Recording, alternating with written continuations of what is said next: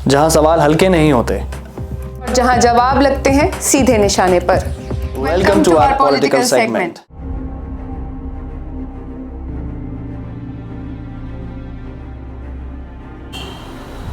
Unlike others, हम उनको लेके आते हैं जो क्रेडिबल होते हैं, जो एक्सपीरियंस्ड होते हैं। Today on our political segment of Chakravyuh, we welcome someone who has been closely seeing politics globally, central, state. Someone who has been expert on the panels of BSTV, ETV, Swaraj Express, Dainik Bhaskar, Bansal News and countless more. Today I welcome as a guest and my honor Mr. Vinod Tiwari, the stalwart of Madhya Pradesh journalism. So sir, good evening. Very good evening. तो जैसा आपको पता है 6 तारीख को अभी पहले चरण की वोटिंग हो रही है बिहार में, और 11 तारीख को जैसा आपने बताया कि दूसरे चरण की होगी। तो बड़ा कंफ्यूजन है लोगों के मन में। बीजेपी 80 सीट पे है करेंटली और आरजेडी 77 पे है जो ओपोजिशन में। तो अभी आपको क्या लगता है, क्या गणित आपका कह रहा है और एक्सपर्ट्स का कहता है? देखिए, जो बिहार को जानते हैं उनके मन में कोई कंफ्यूजन नहीं है। वहां पे कंफ्यूजन की जगह फ्यूजन बन रहा है अभी। और फ्यूजन जिस तरह से बन रहा है उसमें सब डरे हुए हैं, क्योंकि बिहार में पिछले 20 साल से नीतीश कुमार मुख्यमंत्री बने हुए हैं। कभी वो आरजेडी के साथ मिलकर बनते हैं, कभी वो बीजेपी के साथ मिलकर बनते हैं, लेकिन वो मुख्यमंत्री हैं। तो वहां एक इनकम्बेंसी का फैक्टर जन्म ले चुका है। बिहार की जो भौगोलिक स्थिति है और जो राजनीतिक स्थिति है और जातिगत स्थिति है, देश के अन्य प्रदेशों से थोड़ी सी हटके है। वहां पे मेरी जाति मेरा स्वाभिमान, मैं और मेरी जाति, चाहे वो कोई भी हो। करेक्ट। उसमें ये नहीं देखा जाता कि वो व्यक्ति बाहुबली है, दबंग है, असामाजिक है या सामाजिक है, कैसा व्यक्ति है, डजंट मैटर। वहां मैटर ये करता है कि मैं जिस जाति से हूं, मेरी जाति का वोट मुझे मिलेगा। और नीतीश कुमार जो आज अपरिहार्य बने हुए हैं बिहार की राजनीति में, उसका कारण वही है। उनका जो वोट बैंक है, उनकी जाति का जो वोट बैंक है, उन्हें मिलता है। तो ऐसे में ये कहना कि वहां की क्या स्थिति है, देखिए, जो स्थिति की बात अगर अपन आगे बढ़ाएं इसको, तो भले कुछ भी होता रहे, नारेबाजी होती रहे, शोशेबाजी होती रहे, अभी गप्पू चप्पू रप्पू सब चलते रहे, लेकिन जब वोट डलेगा तो वोट तो जाति के आधार पर डलना है। और जाति के आधार पर डलेगा तो जिसकी जाति मजबूत है उसके पक्ष में वोट डलेगा। ये बिहार का फिनोमेना है, ये समीकरण बिहार का। तो कौन सी जाति आपको लगता है कि सबसे ज्यादा मजबूत है बिहार में इस समय? नहीं, बिहार के अपने अपने चंक बने हुए हैं जातियों के। उसमें एक सबसे बड़ा जो प्लस पॉइंट है एनडीए के लिए, क्योंकि एनडीए नीतीश कुमार के साथ है। बिल्कुल। और एनडीए में वहां के 3 और गठबंधन है, जिसमें एक पासवान जी की, चिराग पासवान की पार्टी है, एक अति दलित वाले जो जीतन राम मांझी है उनकी पार्टी है, महादलित जी, और एक कुशवाहा जी है, उपेंद्र कुशवाहा जी, उनकी पार्टी है। बिल्कुल। यहां एक और बढ़िया बात यह है कि ये जो तीनों पार्टियां हैं, ये बीजेपी के कोटे की पार्टियां हैं। इनका नीतीश से कोई मतलब नहीं है। इनकी अगर कहीं रिस्पॉन्सिबिलिटी है या कहीं जवाबदेही है तो वो बीजेपी के लिए, और बीजेपी इनके लिए जवाब दे और ये बीजेपी के लिए जवाब दे। अभी भी जो आपने देखा होगा, जब पिछले दिनों टिकट वितरण हुए थे, तो टिकट वितरण में तमाम तरह की बातें हुई, लेकिन फैसला किसने किया? अमित शाह ने। अमित शाह की बात को माना। नीतीश कुमार कहीं बीच में फिल्म में नहीं थे। तो वहां जो भी, अच्छा, और ये गठबंधन भी, ये जो पार्टियां हैं, ये भी जाति के आधार पर है। भाई, वो जीतन राम मांझी को कितनी सीट दी? 6। उपेंद्र कुशवाहा को कितनी सीट दी? 6। आपके चिराग पासवान को कितनी सीट दी? 30। लेकिन चिराग, अच्छा, इसमें एक बहुत और बड़ी बात है, जीतन राम मांझी के पास भी विधायक है अभी वर्तमान में, 4 विधायक। उपेंद्र कुशवाहा के पास भी विधायक है। इसके बावजूद उनकी डिमांड थी कि हमको कम से कम 15-15 सीटें मिले, नहीं मिली। ये पुरानी बात हो गई। चिराग पासवान के पास एक भी सीट नहीं है विधानसभा में, उसके बावजूद 30 सीटें मिली, क्योंकि उसकी जाति का प्रभाव, पासवान और तुषार, ये दो जातियों का उनको समर्थन है, तो कम से कम वो 30 से 40 सीटों को प्रभावित करते हैं। तो ये कहना सहज है कि बिहार के अंदर जो भी इलेक्शन चल रहा है एनडीए की तरफ से, वो एनडीए लेड ही है, ना कि नीतीश कुमार लेड। बिल्कुल। मैं तो अभी आपको, क्योंकि आपने पिछले दिनों का सुना हो, अमित शाह ने कहा था कि विधायक दल का नेता तो विधायक चुनते हैं जी। जब उनसे सवाल किया गया कि भाई नीतीश कुमार सीएम होंगे क्या, प्रोजेक्ट करेंगे क्या, तो उन्होंने कहा था विधायक दल का नेता तो विधायक चुनते हैं, हम नहीं चुन सकते। लेकिन साथ में उन्होंने ये भी बोल के नया कंफ्यूजन क्रिएट किया कि नीतीश कुमार मुख्यमंत्री हैं और हम उनके नेतृत्व में चुनाव लड़ना है। लेकिन इसके पीछे जो मंशा है वो मुझे ठीक नहीं लगती है। आप कोई उलटफेर? बिल्कुल कुछ भी उलटफेर हो सकता है, क्योंकि क्या है, आप चूंकि अब चुनाव बिल्कुल नजदीक है, 6 तारीख को पहले चरण के मतदान होना है, उसके बाद फिर दूसरे चरण के मतदान 11 तारीख को होना है, 14 तारीख को तो सारी तस्वीरें साफ हो जाएंगी, 11 तारीख की शाम से सबके एग्जिट पोल सब तमाम आने लगेंगे। लेकिन जो भी दिख रहा है वहां पे, वो ये बता रहा है कि कहीं कुछ दाल में काला है, नीतीश के साथ कुछ घाला होने वाला है। मेरा अगला सवाल यही था कि अगर मान लीजिए कि कोई उलटफेर होता है, जैसे कि आप और बाकी एक्सपर्ट्स भी कह रहे हैं, तो क्या उसका सीधा सीधा प्रभाव तुरंत पैमाने पे हमें सेंट्रल में देखने को मिलेगा? नहीं, सेंट्रल में बहुत फर्क पड़ने वाला नहीं है, क्योंकि सेंट्रल में इनके कोई बहुत सारे विधायक, मतलब ठीक है नीतीश के विधायक हैं, नीतीश के सांसद हैं, लेकिन वो तत्काल कहीं नहीं जाने वाले। हो सकता है बीजेपी उन्हें तोड़ ले। अभी तो ये इंतजार हो रहा है कि चूंकि नीतीश और बीजेपी दोनों को बराबर बराबर सीटें मिली हैं, मतलब दोनों के बराबर कैंडिडेट खड़े हुए हैं। अब किसके कैंडिडेट ज्यादा जीत के आते हैं, क्योंकि पिछले बार भी कैंडिडेट बीजेपी के ज्यादा जीत के आए थे। उसके बावजूद क्योंकि परिस्थितियां ऐसी थी कि नीतीश को अगर वो नहीं बनाते तो नीतीश किसके साथ चले जाते, तेजस्वी के साथ चले जाते। आरजेडी। अभी भी यही स्थिति बनेगी आगे कि अगर नीतीश को इन्होंने मान लो कहीं बाईपास किया,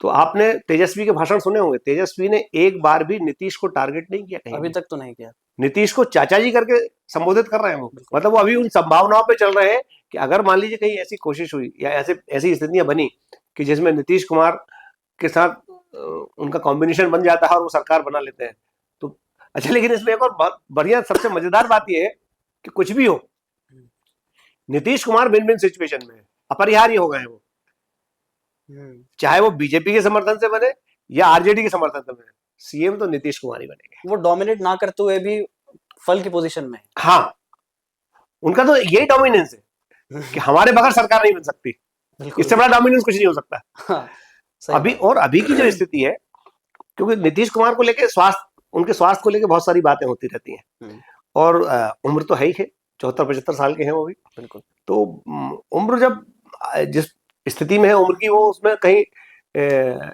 भूलना विस्मृत होना चीजों का ये बड़ा स्वाभाविक सा है, और उनके साथ वो हो रहा है।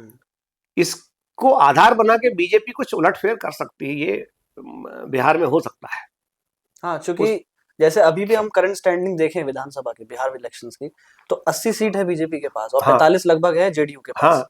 उसके बावजूद भी सीएम इन्होंने नीतीश कुमार को बनाया। लेकिन अगर इस बार यही स्टैंडिंग रहती है या थोड़ा बहुत ही ऊपर नीचे होता है, तो मुझे ऐसा लगता है कि बीजेपी शायद अपना सीएम कैंडिडेट आगे करना चाहिए। आपको महाराष्ट्र जाना पड़ेगा। महाराष्ट्र में जैसे शिंदे साहब को तोड़ ताड़ के अलग कर लिया था, बिल्कुल शिवसेना को तोड़ा, बिल्कुल एक शिवसेना उद्धव ठाकरे की हो गई, एक शिवसेना शिंदे की हो गई, शिंदे की शिवसेना असली हो गई, शिंदे को बना दिया मुख्यमंत्री, शिंदे खुश। लेकिन जैसे ही दूसरा इलेक्शन हुआ, अब शिंदे अकेले पड़ गए, कहाँ जाएंगे, क्योंकि वो शिवसेना तो टूट चुकी थी। अब इसमें उन्होंने एक और काम किया कि शिंदे के जो लोग हैं उनको भी लॉलीपॉप दे दिया कि भैया अगर ये गड़बड़ करे तो हम तुम्हारे साथ हैं, तुम हमारे साथ आओ, हम तुमको मंत्री बना देंगे, हम तुमको कहीं अच्छा लाभ का पद दे देंगे या तुमको कुछ लाभ पहुंचा देंगे कुल मिला के। और अल्टीमेटली क्या हुआ, फडणवीस साहब जो है पावर में आ गए। अब कौन है मुख्यमंत्री बिहार महाराष्ट्र में? फडणवीस। और पहले वही फडणवीस उन्हीं शिंदे के अंडर में डिप्टी सीएम थे, डिप्टी सीएम उप मुख्यमंत्री। उससे मैं कह रहे थे अरे फडणवीस तो पहले सीएम रह चुके हैं, अब ये डिप्टी सीएम कैसे? ये खेल है, ये बीजेपी इस मामले में बड़ी माहिर है। बीजेपी के पास इंफ्रास्ट्रक्चर भी बहुत है, पैसा ही बहुत है। बिल्कुल, और समर्थ को नहीं दोस्त कुशाई, सबसे बड़ी पार्टी है, समर्थवान है, देश की नहीं दुनिया की सबसे बड़ी पार्टी है। जी, आप तो दुनिया की, इसलिए कुछ भी कर सकती है।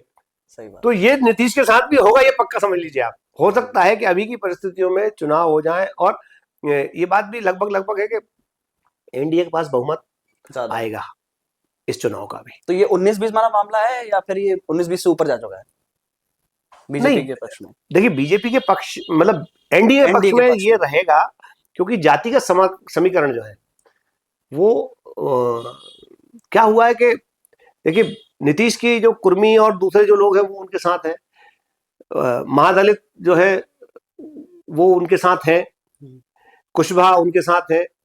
अब इसके बाद पिछड़ों के अलग अलग पिछड़े रह जाते हैं, जैसे यादव पिछड़ा है या और दूसरे पिछड़े हैं या मुसलमान है। बाकी ईसाई और बाकी लोग तो बहुत नगण्य संख्या में, मुसलमानों का प्रतिशत करीब 17-18% है मुसलमान बिहार में। लेकिन उनकी समस्या ये है कि वो किसके साथ जाए। हालांकि बीजेपी ने ऐसा कहते हैं कि ओवैसी को बी टीम बना के उतार दिया है, कि और ओवैसी लगातार कह रहे हैं कि जब आप 18% हो, आपके लिए डिप्टी सीएम क्यों नहीं। जब तेजस्वी ने घोषणा की थी कि वो सहनी 3% उनकी जाति के वोट है, इसके बाद भी उनको डिप्टी सीएम आपने अनाउंस कर दिया, लेकिन उनका प्रभाव है, उसी आधार पर डिप्टी सीएम घोषित हुए। मुसलमानों को अगर तेजस्वी घोषित कर देते तो बाकी जो गैर मुस्लिम है वो छूटने का डर तेजस्वी के साथ था। इसलिए अच्छा, मुसलमानों की मजबूरी के जाएंगे कहाँ, बीजेपी के साथ जा नहीं सकते, कांग्रेस में जाना है, जनता दल में, आरजेडी में जाना है। और आपको पिछला पता होगा ओवैसी के पिछले बार विधानसभा में 5 विधायक जीत के आए जी, लेकिन 5 में से 4 बाद में आरजेडी में चले गए जी, वही तो 1 विधायक बचा कुल मिला। तो वहां तो बड़ी अजीब स्थिति है कुल मिला के। मतलब बिहार में जो कुछ भी होगा, और सब अच्छा, एक और बहुत महत्वपूर्ण बात है बिहार की, कि बिहार में हर जाति का बाहुबली है जी, अपना बाहुबली है हर जाति, हर एक का अपना बाहुबली है, और उस जाति की जो उपजाति है उसमें वो डोमिनेंस करता है। ये बड़ी विडंबना है उनकी। हालांकि वो लोग उसको मेरिट मानते हैं। मतलब ऐसा नहीं है कि साहब वो दलित हैं तो दलितों में बाहुबली नहीं होंगे, दलित में भी दलित बाहुबली है जी। उनकी जो छोटी जाते हैं उनमें वो अत्याचार करते हैं, उनका डोमिनेंस रहता है। तो बिहार की तो बड़ी अलग तरह की कथा है।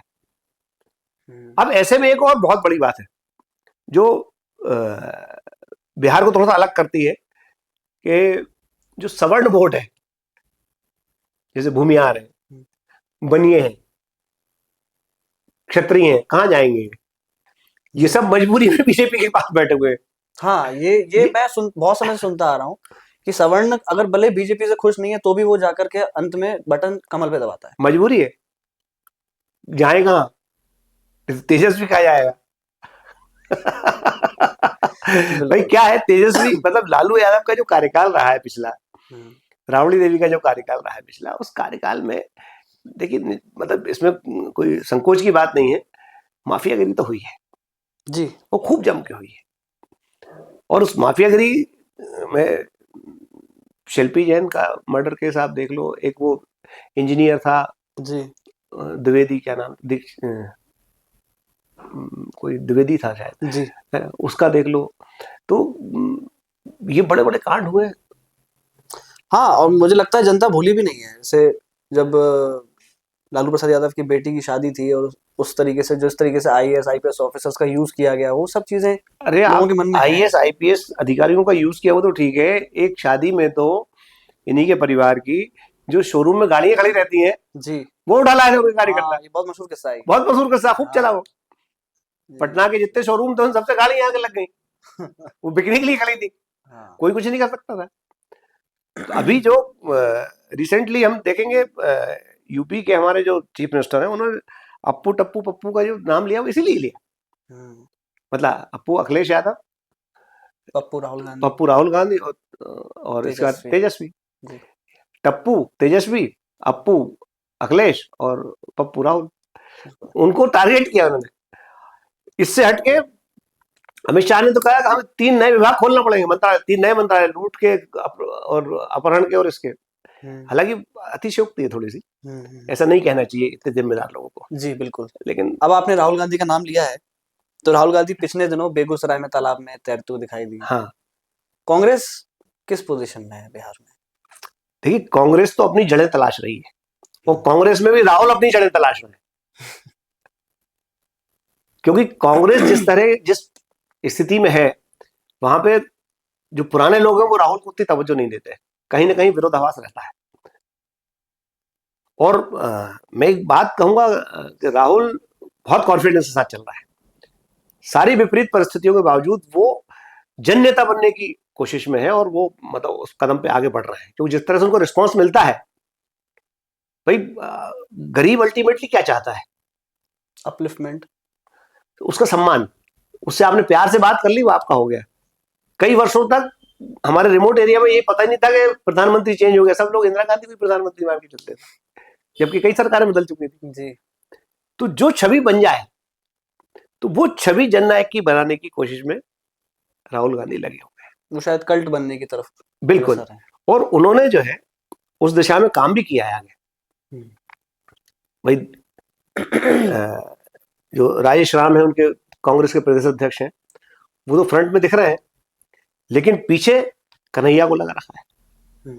कन्हैया कुमार कहीं पिक्चर में दिख नहीं रहे हैं, लेकिन कन्हैया कुमार भूमिका में है बिहार चुनाव की। चुनाव भी नहीं लड़ रहा है जी। शायद कन्हैया कुमार शायद बेगूसराय से ही आते हैं। हाँ, बेगूसराय से आते हैं, उनका होम टाउन है। हाँ, और मूल रूप से कम्युनिस्ट विचारधारा के लोग हैं। बाद में क्योंकि जेएनयू से थे, और बाद में फिर राहुल गांधी के संपर्क में आए, राहुल गांधी ने उनको ले लिया, और अब एनएसयूआई के प्रभारी हैं, पूरे राष्ट्रीय प्रभारी हैं जी। हाँ।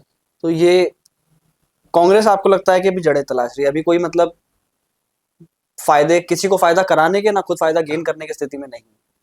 देखिए, कांग्रेस को तो फायदा तभी होगा जब क्षेत्रीय पार्टी कोई खत्म होगी।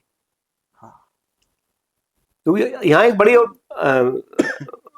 रिमार्केबल बात यह है कि बीजेपी ने क्षेत्रीय दलों से जहां जहां भी सौदे किए, समझौते किए, टाई अप किए, वहां उन्होंने क्षेत्रीय पार्टियों को नेस्तनाबूद कर दिया, तोड़फोड़ कर दी। लेकिन कांग्रेस के साथ विडंबना यह रही कि कांग्रेस ने जहां भी क्षेत्रीय दलों के साथ टाई अप किए, वहां कांग्रेस निपट गई, क्षेत्रीय दल हावी हो गए। उसके पीछे लंबी प्लानिंग नहीं होना, और नेतृत्व में जो प्रॉपर वर्किंग जो होना चाहिए, एक स्ट्रेटजी प्लान होना चाहिए, एक ब्लूप्रिंट बनना चाहिए। भाई बीजेपी का ब्लूप्रिंट 50 साल का है, इनका नहीं है। ये एक बड़ी बात है। लेकिन राहुल गांधी इसमें कितने सक्सेस होंगे ये तो समय बताएगा, लेकिन वो उस दिशा में काम कर रहे हैं अपनी दम पे। अब क्योंकि अभी भी 60-61 सीटों पे कांग्रेस चुनाव लड़ रही है बिहार में। इसके अलावा अभी लगभग 100 से ऊपर और कैंडिडेट हैं जो निर्दलीय लड़ रहे हैं, वो कांग्रेस के ही कार्यकर्ता है कहीं ना कहीं। अच्छा। तो उससे कांग्रेस को मजबूती मिलेगी, और ये मजबूती जो है सिर्फ बिहार के लिए नहीं है। ये बिहार तो पाठशाला है, उस पाठशाला के क्या परिणाम आएंगे, उस परीक्षा के क्या परिणाम आएंगे पाठशाला में पढ़ने के, उसका एक और परीक्षण किया जाएगा आने वाले चुनाव में यूपी में 27, बिल्कुल 2027 में। तो वो तैयारी भी है। यूपी में प्लान है कांग्रेस का कि हर जिले में अब उनका संगठन खड़ा। हाँ, ये एक मुझे जरूर सवाल था मेरे मन में कि 26 आने वाला है और 1 साल रह जाएगा बस यूपी के इलेक्शन होने में, और बड़ी दुविधा की स्थिति है क्योंकि इस बार समाजवादी पार्टी फुल थ्रोटल के साथ लड़ाई करने उतरेगी। पिछली बार ठीक ठाक परफॉर्म किया था, और बीजेपी भी अपने फुल डोमिनेंस में है, मोड में है। लेकिन लोकसभा 2024 के जो हमने इलेक्शंस देखे हैं, यूपी में सडन डिप जो आया है, क्या उसका असर यूपी में पड़ेगा, या ये बिहार का इलेक्शन का कुछ असर कांग्रेस वहां लेकर जाएगी, या एनडीए लेके जाएगा? क्या लगता है? देखिए, कांग्रेस के पास खोने के लिए कुछ भी नहीं है। जो कुछ बनेगा, जो कुछ बचेगा, वो सब उसका अर्जित धन माना जाएगा। तो वो तो जो अर्जित करेगी, लेकिन बीजेपी के साथ अगर कोई डोमिनेंस होता, कुछ नीचे जाती, तो बीजेपी को खोना पड़ेगा। बिल्कुल। तो बीजेपी कभी नहीं चाहेगी कि वो कुछ ऐसा करे कि जिससे उसको नुकसान हो। क्योंकि अभी हाल ही में मैंने किसी एक्सपर्ट की रील देखी थी, अच्छे एक्सपर्ट है, उन्होंने कहा था कि ब्राह्मण और क्षत्रिय वोट जो है यूपी का, वो समाजवादी पार्टी के साथ कभी नहीं जाता, साइकिल के साथ कभी नहीं जाता। उसने पहले के जमाने में कभी बीएसपी को वोट जरूर दिया है बहन जी के टाइम पर, लेकिन अभी बीएसपी का कोई वर्चस्व नहीं। वो बीजेपी से अगर तंग आ जाएगा तो वो समाजवादी पे नहीं जाएगा, लेकिन हो सकता है वो पंजे पे निशान दबा के आ जाए। वो डिपेंड करता है कि आपकी प्रेजेंस कैसी होती है। भाई जैसे बिहार में आप सिर्फ 61 सीटों पर लड़ रहे हो, सीटें कितनी है भाई साहब? 243। 243 सीटों में से आप सिर्फ 61 सीटें, मतलब आधी भी नहीं लड़ रहे हैं। चौथाई, 8 या 24, मतलब एक तिहाई भी नहीं है। बहुत कम। तो आप कभी सरकार तो बना ही नहीं सकते। ये पहले दिन से डिक्लेयर्ड है कि मतलब आप जो है किसी न किसी बनाने की रेस में नहीं है आप। ना सरकार बनाने की रेस में है, ना सीएम बनाने की रेस में है। बिल्कुल। तो और जो सवर्ण वोट है वो तो बुद्धिजीवी वोट है। वो समझता है भाई वो बीजेपी से क्यों बुराई मोल लेगा। अगर उसको लगेगा कि यार ये कमजोर नहीं है, मतलब नहीं है, उतने मजबूत नहीं है, तो वो क्यों बुराई मोल लेगा, क्यों अपनी तेजी कराएगा। बिल्कुल सही बात है। भाई बनिए हो या ब्राह्मण हो या क्षत्रिय हो, वो तब तक बीजेपी के साथ रहेंगे जब तक कि उनको विकल्प नहीं मिल जाएगा। या तो विकल्प वो तलाशेंगे या विकल्प तैयार करवा देंगे, ये भी हो सकता है। क्योंकि यूपी और बिहार के जो सवर्ण हैं वो बहुत दिग्गज लोग हैं, वो किसी को भी निपटा सकते हैं। जी, इसमें तो कोई संशय है नहीं। हाँ, एक और फैक्टर जो बहुत बड़ा चुनाव आने से पहले बहुत हाइप में आ रहा था और है मेरे हिसाब से, जन स्वराज, प्रशांत किशोर। हाँ, उनका आपको एंगल क्या लग रहा है? वो बड़े कॉन्फिडेंस में है कि या तो जेडीयू फुल थ्रॉटल से आएगी या फिर जन स्वराज ही आएगी, बीजेपी का कोई खेल नहीं। देखिए कथनी और करनी बड़ा फर्क है। किसी को सलाह देना बहुत सामान्य बात है, किसी का ऑडिट करना बहुत सामान्य बात है, लेकिन खुद करना बहुत कठिन काम है। और प्रशांत किशोर बिहार की जनता में विश्वास नहीं बना पाए। हालांकि दावे कर रहे हैं वो बहुत। कितनी सीटों पर लड़ना चाहिए ये तो देख लो आप। कहीं नाम दिख रहा है आपको? ये सिर्फ वोट कटवा पार्टी है। इससे फायदा किसको होगा ये उसके कैंडिडेट पर डिपेंड करेगा। मतलब वहां पार्टी के हिसाब से वोट नहीं कटते, वहां कैंडिडेट की जाति के हिसाब से वोट कटते हैं। जी। किस जाति से कितने वोट काट के किस पार्टी को जितवाना है, तो वहां पे आप गणित निकाल लेते, अलग अलग आपको सीट पे एनालिसिस करना पड़ेगा। और मुझे जहां तक अभी तो दिख रहा है कि इससे बीजेपी को फायदा होने वाला है जी। और एनडीए को फायदा होने वाला है। मतलब मैं ये तो नहीं कहूंगा कि प्रशांत किशोर ने कोई सौदा किया है या गेम हो गया है या बिक गए हैं, लेकिन कहीं ना कहीं ये जनश्रुति है, जनचर्चा है इस बात की कि प्रशांत किशोर ने ठीक रोल प्ले नहीं किया है और इसका नुकसान प्रशांत कुमार को भविष्य में होगा। मतलब भाई आप क्या चाह रहे हो स्पष्ट तो करो। हाँ, उनका मैनिफेस्टो भी काफी स्पष्ट नहीं है कि वो क्या एम कर रहे हैं। हाँ, क्या करना चाहते हैं बिहार के साथ आगे। अच्छा, इसमें एक बड़ी बात यह है कि तेजस्वी के साथ एक प्लस ये है कि वो यूथ है, युवा है वो। तो अब वो युवा के नाते कितने लोगों को अट्रैक्ट कर पाता है वो देखना पड़ेगा हमको। सही बात। और तेजस्वी की बात हो गई, तेज प्रताप यादव उनके बड़े भाई। हाँ, उनका थोड़े समय पहले ही उनका अलगाव हुआ अपने परिवार से, और अभी वो अपनी खुद की एक अलग पार्टी बनाकर चुनाव लड़ रहे हैं। कितनी जगह। हाँ, वही बात है। वो छोटी मोटी, मतलब अपने अपने वर्चस्व की छोटी मोटी लड़ाई है। तो अगर कुछ बदलाव आरजेडी के पक्ष में बाय चांस अगर जाता है बिहार इलेक्शन में, तो क्या वो वापस? हाँ, अरे वो तो कहने की बात ही नहीं है। कान पकड़ के रावड़ी ले आएगी उसको। वो कोई बड़ा विषय नहीं है, मतलब वो तो बहुत सामान्य सी बात है अभी। लेकिन एक और बात मैं देख रहा हूं कि बाहुबलियों का जो रोल है बिहार इलेक्शन में, अभी पहली हत्या इस चुनाव में हुई है दुलार चंद यादव की जी। और वो बड़ा गंभीर मामला है। वो कहीं ना कहीं यादव वोटों का ध्रुवीकरण तो कर ले गया, ऐसा समझ में आता है। क्योंकि अनंत सिंह ने वो भी अनंत सिंह जेडीयू के कैंडिडेट है, वो भी बाहुबली है। दुलार चंद भी पुराने बाहुबली हैं। और जो तीसरे जो आरजेडी की जो कैंडिडेट है बीना सिंह, उनके पति हैं सूरज भान, वो भी बाहुबली है। तो वहां बाहुबलियों के, अच्छा, सब अपनी अपनी जाति के बाहुबली हैं, अपने अपने तरह के बाहुबली हैं। और ये जो जिस तरह से ट्रेंड आया, हालांकि चुनाव आयोग ने या जो भी स्ट्रेटजी रही होगी राजनीतिक दलों की, मतलब एनडीए के खास तौर से, कि अनंत सिंह को उन्होंने भेज दिया जेल में। लेकिन इसमें एक और बड़ी महत्वपूर्ण बात है, मजेदार बात है। मोकासा सीट है ना जी, उस सीट का इतिहास रहा है कि वहां कईयों बार जो कैंडिडेट जीता है वो जेल भी जीता है। तो अनंत सिंह जेल गए, तो मतलब हो सकता है अनंत सिंह चुनाव जीत जाए। आनंद सिंह के साथ हमने पहले भी ऐसा देखा हुआ है कि वो जेल में रहते रहते भी चुनाव जीते हैं, बाहर आते हैं नहीं, फिर और भी जीते हैं। और भी कैंडिडेट हूँ, मैं अभी नाम में विस्मृत कर रहा हूँ, लेकिन वहां उस सीट का ये बड़ा फेनोमेना है ये। हाँ।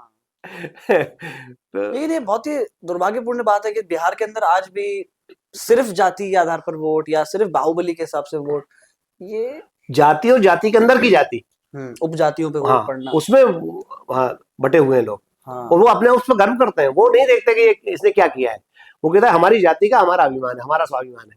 हम्म। उस मानसिकता को आप बदल भी नहीं सकते हो। हम्म। उनको इस बात से कोई मतलब नहीं है कि उनका कितना नुकसान हो सकता है, हो जाए नुकसान। हम तो नुकसान के लिए ही पैदा हुए हैं, हमको तो बाहर जाके काम करना ही है, हमको पलायन करना ही है, हमारा क्या बिगाड़ लोगे? तो वो उनके दिमाग में बैठ चुका है। बैठा हुआ है। हम्म। भाई बिहारी आदमी बहुत मेहनती होता है, लेकिन उतनी खुराफाती भी होता है। तो वह खुराफात होती रहती है पूरे टाइम। हम्म। अब उस खुराफात को जो है मैनेज कौन कर सकता है? वो जो मैनेज कर लेगा वो राज करेगा। सही बात है। तो अगर मान लीजिए कि एनडीए सरकार बना लेती है, जो ऐसा आप कह रहे हैं कि वो एक अपर हैंड पे है, तो उनका मैनिफेस्टो क्या कह रहा है और वो क्या एम करना चाह रहे हैं? क्या वो नीतीश कुमार को प्रोजेक्ट करेंगे?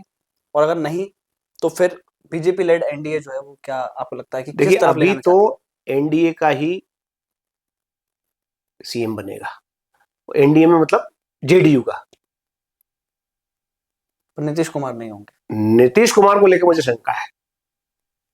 हो सकता है लल्लू सिंह को बना दे, हो सकता है कि वो संजय झा को बना दे, लेकिन बीजेपी कुछ ना कुछ खेल करेगी, ये पक्का समझ लो। मेरे को मतलब मेरा इंट्यूशन कह रहा है, ये मेरे गट फीलिंग है मेरी, कि ऐसा हो सकता है, तो बीजेपी कुछ भी कर सकती है। क्योंकि बीजेपी ने पहले भी ऐसा किया हुआ है। बीजेपी तो इस मामले में महारत हासिल है उनको, और मतलब ये चाणक्य लोग हैं जो बहुत कलाकार है, मतलब कुछ भी कर सकते हैं वो। सब दिल्ली से चलता है। सब दिल्ली से चलता है, कोई उनका कुछ कर भी नहीं सकते।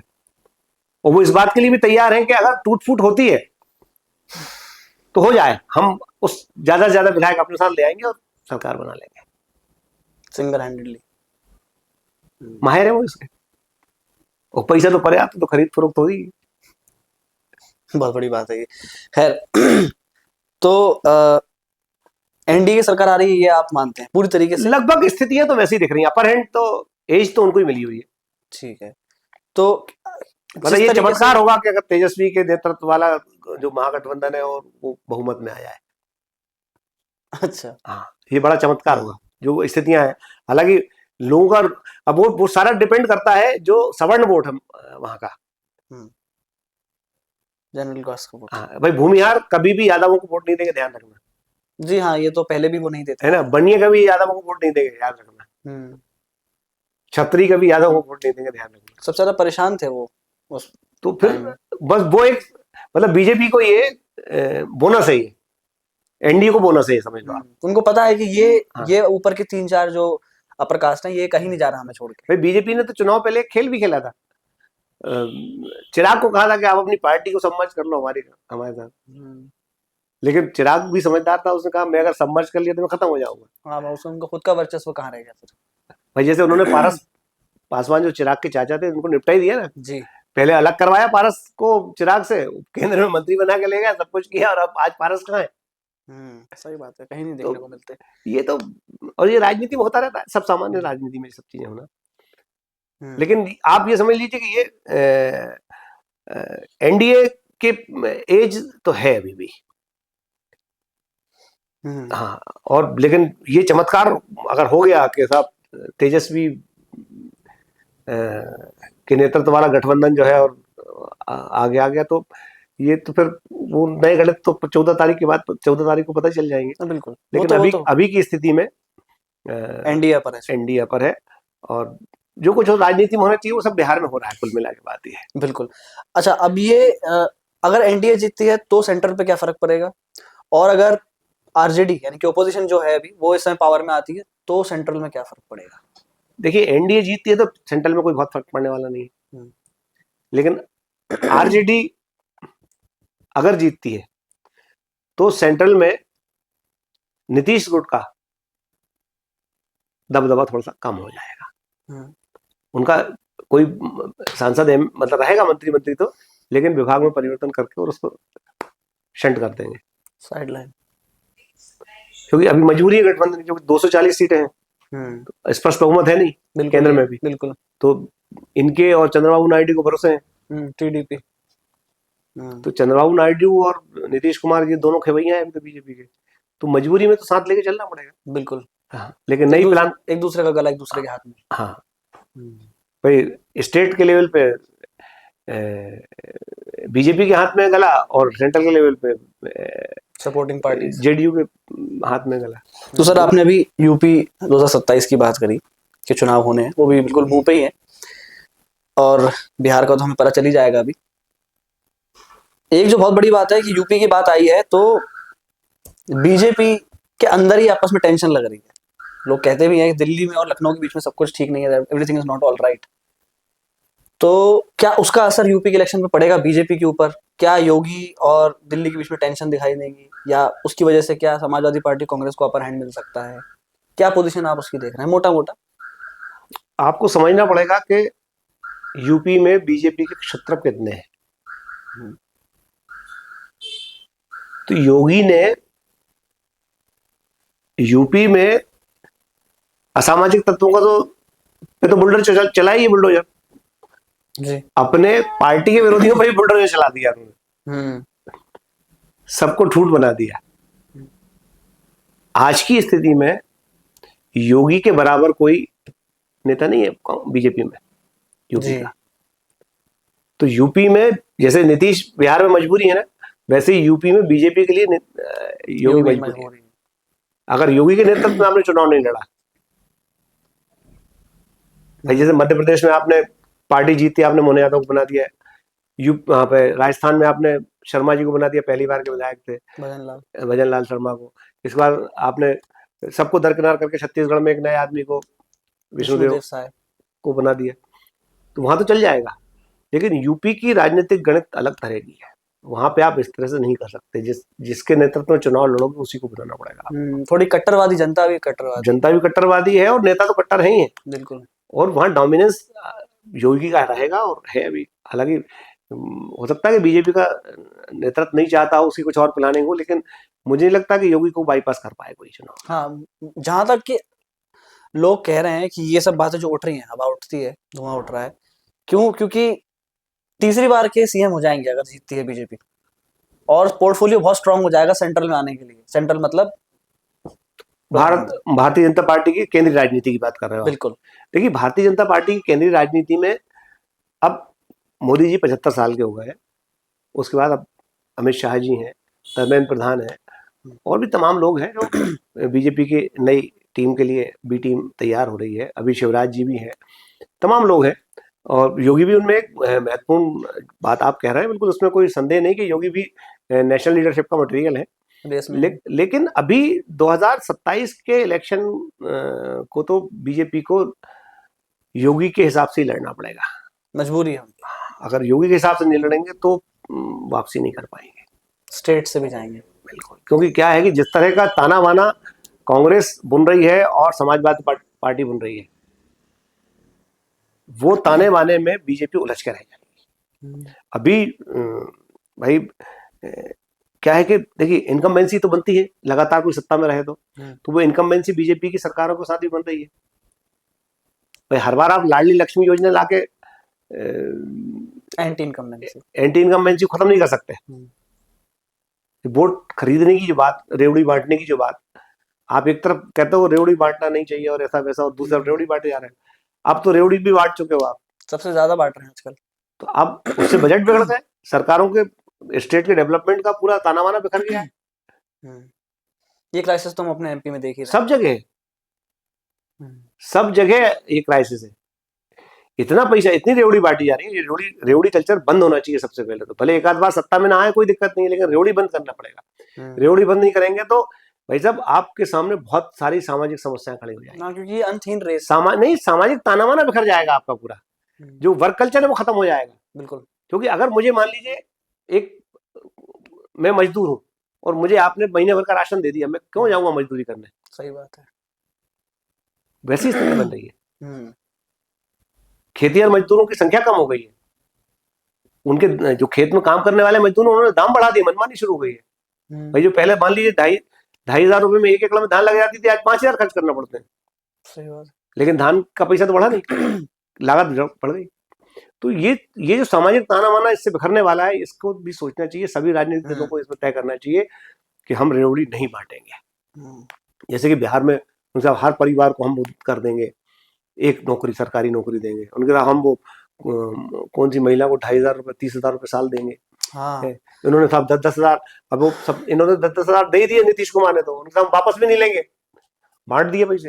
अरे आप किस हैसियत से बांट रहे हो पैसे भाई, और क्यों बांट रहे हो भाई? जो टैक्स पेयर है उनका भी तो देखो, जो डेवलपमेंट है वो भी देखो भाई। आप एक तरफ विकास की बात कर रहे हो, दूसरी तरफ आप सिर्फ वोट लेने के लिए आप इस तरह की स्कीम निकाल रहे हो, क्या तरीका है ये पैसे अधिकतर पार्टियां लाती कहां से? मतलब ये सरकार का पैसा है, प्रोजेक्ट्स में से निकाल के। सरकार बजट प्रोविजन जो करती है, उस बजट प्रोविजन में सरकार उसका प्रोविजन कर लेती है। सरकार को पैसा, अच्छा सरकार घाटे में रहे मुनाफे में रहे, उससे फर्क क्या पड़ना है? कर्ज लो और घी पियो जी। तो ये हो रहा है, कर्ज लो और घी पियो। भाई आपके पास इंफ्रास्ट्रक्चर के लिए पैसे नहीं है, डेवलपमेंट के लिए पैसे नहीं है, आप रेवड़ी बांट रहे हो। रेवड़ी सिर्फ इसलिए बांट रहे हो ताकि आपके पास वोट आ जाए, आपकी सत्ता बनी रहे। सत्ता में बने रहने के लिए आप सबको पूरे मतलब प्रदेश को कंगाल कर दो, ये कोई अच्छी बात थोड़ी है। पिछले साल की बात है, पिछले साल की बारिश में बिहार के अंदर 10 दिन में 15 ब्रिज गिरे थे, नए हवेले। और ये लगभग देश भर और नॉर्थ इंडिया खास करके हम देख रहे हैं कि हर जगह पे इंफ्रास्ट्रक्चर की यही दुर्दशा हो रही है अभी। इसका सबसे बड़ा कारण फ्रीबीज ही मानते हैं आप? नहीं, फ्रीबीज तो है ही है। इसके अलावा बड़ी विनम्रता के साथ कहना चाहूंगा कि भ्रष्टाचार को हमने अपनी सांस्कृतिक विरासत, सांस्कृतिक संस्कृति मान लिया है। जैसे हम उच्च संस्कारों की बात करते हैं, वैसे ही भ्रष्टाचार हमारे उच्च संस्कारों में शामिल हो गया है। और ये उच्च संस्कारों का नतीजा है कि हमारे 15 ब्रिज गिर जाते हैं और सड़क 2 बारिश में धसक जाती है और तमाम सारी चीजें हो जाती हैं। तो ये हमारे उच्च राजनीतिक कुसंस्कार है, जिनको उच्च मान्यताएं मिल गई हैं। क्योंकि जितना बड़ा नेता उतनी बड़ी गाड़ी, उतना ही बड़ा चश्मा, उतना ही महंगा चश्मा, उतने ही महंगे कपड़े, ये उसका पैशन हो गया है। तो भ्रष्टाचार तो बढ़नी, क्योंकि अजीब बात है, क्योंकि जब एनडीए के नेतृत्व में बीजेपी लड़ रही थी साथ में, 2013 में इलेक्शन लड़ा, 14 में बनी पार्टी। 14 में जब आई थी तो काउंटर अटैक यही था बीजेपी का कि यूपीए के दूसरे वाले फेज में कि प्याज महंगा है, करप्शन है, स्कैम है, 2G कोलगेट वगैरह वगैरह वगैरह। लेकिन अभी भी हम वो सब चीजें दोबारा बढ़ते हुए देख रहे हैं। क्या वो उनको गाली देते देते वैसे ही बन गए हैं? क्या है, एक शेर है, ये जश्न ये हंगामे दिलचस्प खिलौने हैं। किसी को बदनाम करने के लिए आप कुछ ही बोल दो। ये जश्न ये हंगामे दिलचस्प खिलौने हैं, कुछ लोगों की कोशिश है कुछ लोग बहल जाए। तो ये बहलाने के लिए ये ख्याल अच्छा है, बहला लिया आपने। लेकिन आप कितने ईमानदार हो? आपके भाई जिन लोगों की भी सत्ता बनी है, राज्यों में बनी है, केंद्र में बनी है, आपने दूसरे पे भ्रष्टाचार का आरोप लगाया, निश्चित रूप से लगाना चाहिए आपको। लेकिन आपको आके उसमें सतर्कता बरतना चाहिए थी कि आपको ईमानदारी बरतना है। लेकिन आपने भी वही काम किया जो पहले कर रहे थे, उससे ज्यादा कर रहे हो। Washing machine. तो ये नहीं होना चाहिए। ये तो बहुत विडंबनापूर्ण स्थिति है पूरे भारत की। भ्रष्टाचार की संस्कृति बन गई है हमारे यहाँ। भ्रष्टाचार नहीं करेंगे तो संस्कृति हमको माफ नहीं करेगी, इतिहास माफ नहीं करेगा, ऐसा हो गया मामला। तो ये तो केंद्र की बात हो गई सर, आपसे यूपी की भी हो गई। लौटते हैं बिहार पे आखिरी क्वेश्चन के साथ कि आपने कहा एनडीए के पास अपर एज है और कोई 19-20 की लड़ाई नहीं है, लड़ाई अब 22 और 19 पे जा चुकी है। तो ये फाइनल आप उंगली रखना चाहेंगे कि एनडीए आ रही है, लेकिन नीतीश कुमार का मुश्किल है? हाँ देखिए, मतलब अभी तक की जो स्थितियां हमको दिख रही हैं और जो बीजेपी जिस तरह से काम करती है, उसमें तो ये दिख रहा है, स्पष्ट दिख रहा है कि सरकार तो एनडीए की बनेगी, लेकिन नीतीश को लेकर संशय है। अब ये बात अगर नीतीश के समर्थकों में पहुंच गई और नीतीश को ये लगा कि ऐसा हो सकता है, तो नीतीश आगे की तैयारी कर सकते हैं, आरजेडी के साथ बैठ के फिर सरकार में बैठ जाए। वो घाटा हो जाए, ये संभव, मतलब क्योंकि नीतीश के साथ क्योंकि आपने देखा होगा कि यही नीतीश है जिनको बीजेपी ने खूब गालियां दी थी पहले। और नीतीश ने कहा था कि हम मर जाएंगे लेकिन इंसाफ नहीं नहीं जाएंगे। जाएंगे। अमित लेकिन शाह जी ने राजनीति बोला में सब था। कुछ जायज है, जी, तो वो राजनीति में जो जायज है वो कर रहे हैं। कूटनीति कर रहे हैं। हाँ, तो इनका कोई धर्म ईमान तो होता नहीं है। जब जहां पल्ला भारी दिखेगा, जहां सत्ता का साज मिलेगा, वहां पे सुर लगाने लगेंगे। तो सुर लगाने की तैयारी है, सुर लगाने के लिए वो भी साजिंदे लेके बैठे हुए हैं, तेजस्वी भी, और ये भी लेके बैठे हुए हैं। जहां सुर मिलेगा वहीं सुर मिले, सुर मेरा तुम्हारा तो सुर बने हमारा, चाहे वो एनडीए का हो, चाहे राजग का हो, चाहे महागठबंधन का हो, चलता रहेगा सिस्टम। तो ये मतलब आउट एंड आउट एनडीए आ रही है। हाँ, अभी तक की स्थिति में तो एनडीए आ रही है, और ये अगर आरजेडी या इंडी गठबंधन आता तो ये बड़ा चमत्कार होगा बिहार के लिए। चमत्कार। ठीक। हालांकि भ्रष्टाचार बहुत है, अव्यवस्थाएं बहुत है। जिस बात के लिए नीतीश जाने जाते थे कि ये माफियागिरी को खत्म करेंगे, वो भी खत्म नहीं हुई है। सब कुछ चल रहा है। शराबबंदी में शराबबंदी क्या, शराब की बंदी में तो मध्य प्रदेश के एक मंत्री ने, संस्कृति मंत्री ने कह दिया कि साहब बिहार में वोटरों को रिझाने के लिए शराब बट रही है। वो भी एनडीए का पार्ट है, मध्य प्रदेश का मंत्री है वो ड्राई स्टेट है। ड्राई स्टेट है वो। मध्य भाई देश में 2 ही जगह तो बंदी है शराब की, एक गुजरात और बिहार। तो बिहार में वो कह रहे हैं हर जगह मिल जाती है शराब, माफिया हावी है। तो माफिया को संरक्षण किसका है भाई साहब? जिसकी सरकार होगी उसका संरक्षण होगा। बिल्कुल। तो माफियागिरी बराबर से है, अव्यवस्थाएं बराबर से है। 15 पुल गिरे हैं तो भ्रष्टाचार चरम पे है, आप मान सकते हैं। बाकी मानसिकता की बात है, और जातिगत मानसिकता के आधार पर सब वोटिंग हो रही है, और बाकी बीजेपी का मैनेजमेंट है। तो सत्ता आप समझ सकते हैं किसके हाथ में है। तो जैसी राजनीति वैसी है, लेकिन हाँ, सत्ता जो है वो चलती रहेगी। बिल्कुल, सत्ता तो सत्ता की तरह चलेगी। कोई साजिंदे साज लिए बैठे हैं, सुर मिलाएंगे, मिले सुर मेरा तुम्हारा तो सुर बने हमारा। तो देखते हैं किसका सुर बनता है, कि नीतीश गाएंगे या तेजस्वी गाएंगे, लेकिन गाना तो गाना है। बिल्कुल। अब ये है कि नीतीश किसके साथ बैठ के गाना गाते हैं, ये डिपेंड करेगा। वो देखना इंटरेस्टिंग होगा, और हमको पता चल जाएगा बहुत जल्दी। जी, ठीक है। Thank you so much sir, आप आए हमारे पॉडकास्ट पे नमस्कार। और बिहार के बारे में आपने बताया।